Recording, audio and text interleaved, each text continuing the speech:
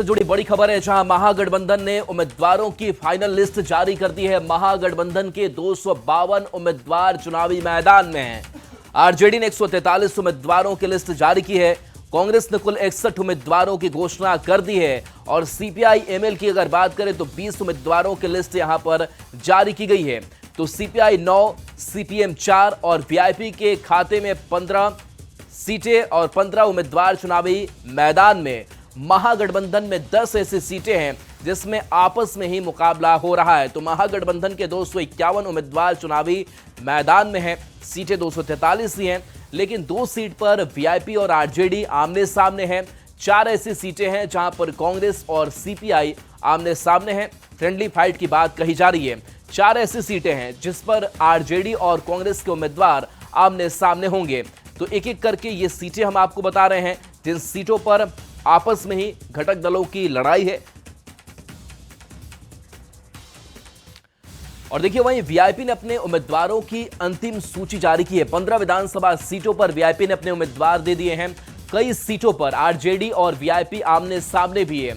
मधुबनी के बाबू बरही सीट की अगर बात करें तो यहां से बिंदु गुलाब यादव वीआईपी की उम्मीदवार हैं। तो दूसरी तरफ आरजेडी से बाबू बरही सीट पर ही अरुण कुशवाहा को उम्मीदवार बनाया गया है। चैनपुर सीट की अगर बात करें तो यहां भी दोनों पार्टियां आमने सामने हैं, यानी कि 2 सीट ऐसी जिस पर वीआईपी और आरजेडी आमने सामने हैं। चैनपुर से आरजेडी के ब्रिज किशोर बिंद और वीआईपी से बाल गोविंद बिंद उम्मीदवार बनाए गए हैं।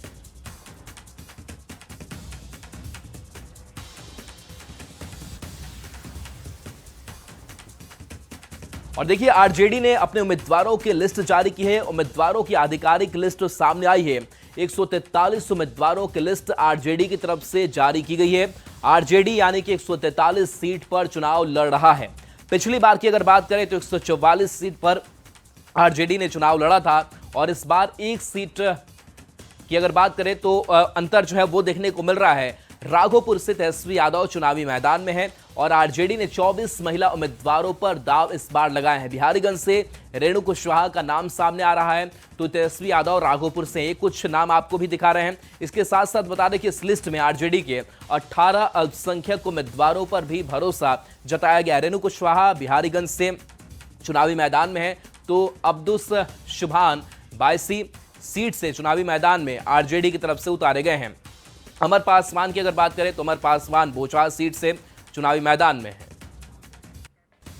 तो देखिए, आरजेडी के बाद से दूसरी तरफ कांग्रेस ने भी अपने उम्मीदवारों की 5 लिस्ट जारी की है और कुल 61 उम्मीदवारों की घोषणा इस लिस्ट के जरिए की गई है, यानी कि 61 सीट पर कांग्रेस चुनाव लड़ रही है। तो देखिए, अब तस्वीरें जो है महागठबंधन के अंदर साफ हो चुकी है। अपने अपने उम्मीदवारों की लिस्ट जो है इन पार्टियों की तरफ से जारी किया जा चुका है और कुछ ऐसी सीटें हैं जहां पर फ्रेंडली फाइट की बात कही जा रही है। और कांग्रेस ने भी अपनी 5 लिस्ट जो है उम्मीदवारों की जारी की और कुल 61 उम्मीदवार इस पूरी लिस्ट में शामिल हैं। 61 सीट पर कांग्रेस इस बार चुनाव लड़ रही है। तो देखिए, अगर बात करें 5 सीट पर आरजेडी और कांग्रेस की भिड़ंत है। महागठबंधन में फ्रेंडली फाइट इसे कहा जा रहा है और 5 सीट पर आरजेडी कांग्रेस की भिड़ंत है। ये कौन कौन सी सीटें हैं उसे भी समझ लीजिए। तो ये सीटें हैं वैशाली की, लालगंज की सीट है और वैशाली की अगर बात करें तो यहां से अजय कुशवाहा वर्सेस इंजीनियर संजीव सिंह, यानी कि आरजेडी वर्सेस कांग्रेस की लड़ाई है। फ्रेंडली फाइट की बात कही जा रही है। आरजेडी से शिवानी शुक्ला है लालगंज सीट से, तो आदित्य कुमार राजा कांग्रेस से इस बार प्रत्याशी उतारे गए हैं। चंदन सिन्हा और ललन सिंह के बीच लड़ाई है। आरजेडी और कांग्रेस की यह लड़ाई जो है वो सुल्तानगंज सीट की है।